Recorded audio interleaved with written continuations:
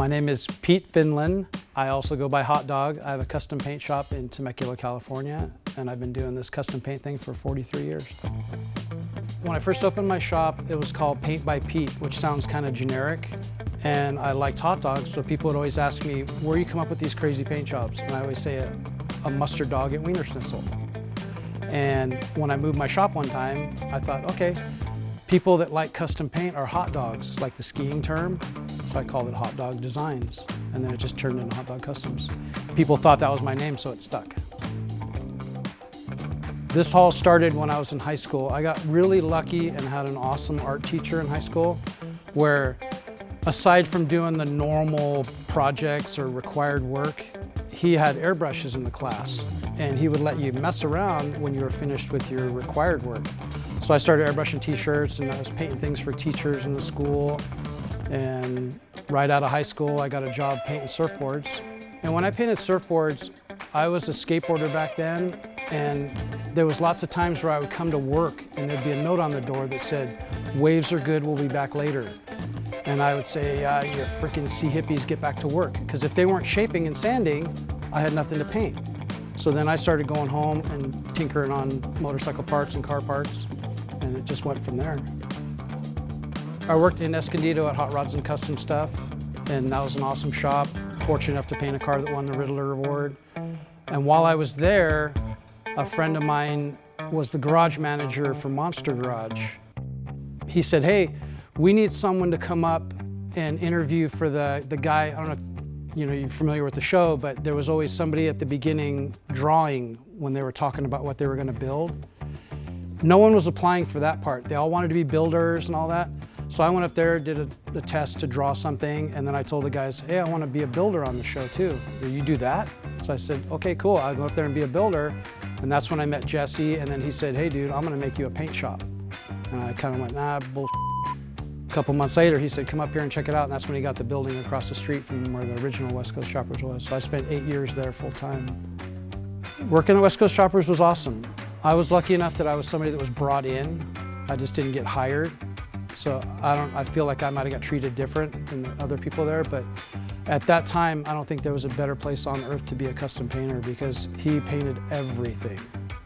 Well, when West Coast Choppers closed, and I kind of knew it was coming, so I'd already started lining up work to do, and I was based out of a shop in San Marcos and just took off. Kept painting, and then now I'm at the shop in Temecula here for 9 years now. I enjoy probably the pinstriping the most because it's instant gratification. Like as soon as I put the brush down, it's there. The custom paint part at the end, you can't compare it to anything, but the process to get it there with all the prep and work and masking and sanding and clearing and sanding and clearing and polishing, that's a big chunk of time, but the end result, the custom painting, nothing comes close to that. I consider myself kind of not an odd painter, but a rare painter. There's a few other guys out there that do all of it. A lot of painters can paint, but they can't do striping or they can't do the lettering, so they have to bring someone else in to finish their work, and in a way I kind of feel bad for them. They don't get to run it all the way through. And I would recommend that to anybody. Learn everything you can. A lot of new painters say the customer doesn't want to pay, so they're using cheap materials, and you end up having trouble the whole way through. So it discourages you, and you're not going to get better because you hate what you just did. I obviously use good materials, and PPG is my go-to. And mostly it's because the products are consistent. They work really well. The colors are just beautiful. But the biggest thing is it's consistent every time, so it doesn't matter what I use and when I use it, it's always going to work good. It's always the same. And a lot of our custom paint jobs are way multi-layers. We're clearing cars sometimes 3 times, 4 times with all the stuff in between. So we need a material that's going to hold up through all that and not die back and not crack and be durable with all that material on it. So PPG is the way to go. One of the projects I've done that would definitely be one I'm proud of and still blown away every time I see it is the Bully sedan. It was owned by a guy named Dana Hinkle, which he has sold it since then, but it's called Bully. But that car right there, there's nothing like it. And I call it my Sistine Chapel. And that car, without exaggerating, has a little over 3,000 hours just in the paint.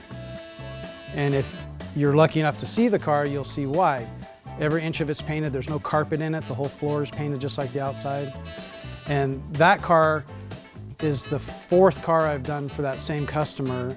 And previous to that, I did a 32 pickup called Gold Rush, which was a pretty awesome truck too. When he brought that Model A to me, his only words were, it has to blow away the truck, nothing else. So I got to paint it like it's mine, obviously with him paying for it. So man, when you have that kind of freedom, it's on, and that's the one right there. We got lucky enough to debut that car at SEMA for PPG when they did the haunted house. So it's on the world stage at that point. And I was in the booth for my allotted times to sign things or whatever.